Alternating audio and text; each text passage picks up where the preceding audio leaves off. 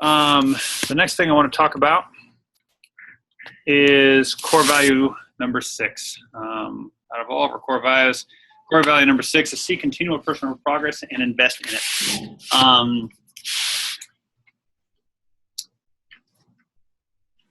This one sounds the nicest, right? Personal progress, we're growing, we're being smarter. It's also probably the one that drives me nuts about myself more than anything else. Case in point was a conversation Sunday night, sitting around the family Easter table. Conversation was going great, and I had a question on my mind. It was a question that Rachel and I have discussed, and I was curious to get the feedback from other people in the family to see what they thought. Now, I've had this desire several times in my life, and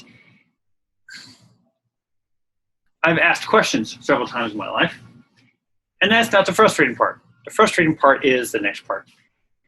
I've gotten arguments about multiple different topics that I have simply been interested in gathering information on several times in my life. There's something innate about me that doesn't want to be wrong. And so when I'm gathering the information, just what's your perspective on something, and I disagree with you, I'm going to correct you. Never once in all of my years have I been successful in correcting somebody in their thought. Almost every time I've been successful in shutting them down from talking to them, which is not at all my desire.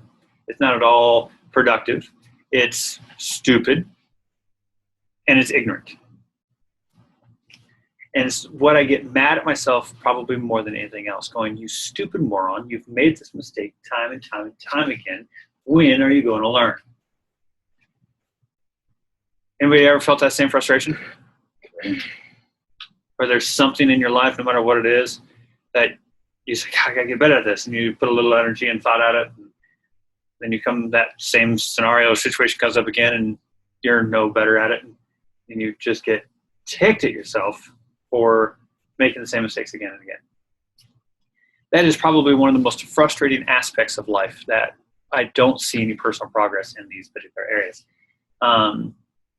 So what do you do? How do you guys handle that? You have to get mad at it, but it is something about it sometimes. Like, you can be frustrated, but if it doesn't bother you enough, you just keep going back. If it has to bother you enough to do something. Yeah. You have to make that decision. This is why therapy is good, I think. Because really what you need to do in things like that is model it. You know, you want someone to say, okay, here's the scenario. You're going to ask me my opinion, and I'm going to give you an opinion that is totally against what you want. How do you respond to it? It's like in a controlled environment, you could do that. Sure. At Easter dinner. At the Easter dinner table. You know, as innocent as you are in kind of approaching that, and I think we all do the same thing. I'm going to do this time, or you don't think about it beforehand. You're thinking, we're just having a nice conversation, or I'm doing something every day, and then all of a sudden that trigger, whatever it is for me or you or anybody, comes on. And you go, oh, here we go again. And it snaps you right back into that old person, though. So therapy. So therapy in the sense of being able to think through it in a controlled environment, modeling it, role-playing it, coming up with and practicing alternative tools to control that environment. Or control yourself in that environment. For me, it's wanting to control the social environment. Because I'm an introvert, I'm uncomfortable in a social environment. Mm. And so my response, my coping mechanism is to control the discussion. Mm. And afterwards, my wife always said, and you realize you spoke the whole time and no one else spoke. And so what she does now is, before we go into that environment, she says, remember, you don't have to say everything. And she probably does say it that nicely. You know, the rest of us would probably say, Mike, shut your trap. But again, because I go in thinking, oh, this is going to be a fun social event or whatever, or it's going to be a horrible social event, whatever. But I don't think about my coping mechanism. And a reminder from someone who's loving and gentle, it does help sometimes, actually. Yeah, absolutely. One of the things that I work on is is trying to find additional tools to help me in these weak areas, these coping mechanisms, these processes. One of which has been a book that I've been reading recently on negotiation. Now, the negotiation book, I came at this book from a different standpoint.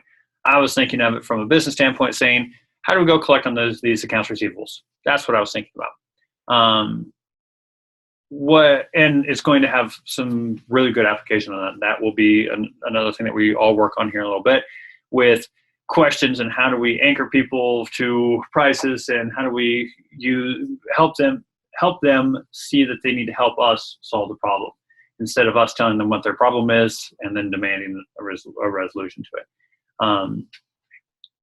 It's going to take practice. Just like Mike was saying, it's going to take practice. It's going to take some of that uncomfortable role playing for us, some of that therapy here at the music store, of which I don't think any of us are qualified to give, but hey, we're going to practice anyway. But it's working at those pain points, at those things that we know about ourselves that we don't like. And until, Kellen's absolutely right, until it becomes such an issue that you just don't like yourself enough about it, you don't like the results of the situation, you normally don't do it. I'm hoping that we can all rise above that a little bit and recognize some additional tools that we might be able to use in everyday conversation as customer service people on how do we do things better. So I want you to be thinking about that over the next week about, all right, where's your pain point? What's the things that drive you nuts, that set you off? Where are the things that you feel as if you're failing in life? And I want you to be thinking about those sorts of things and what you have done to them, what you can do to adapt and control those things, with the intention to look forward to applying additional tools to that. Make sense? That's all I'm going to work on this one today.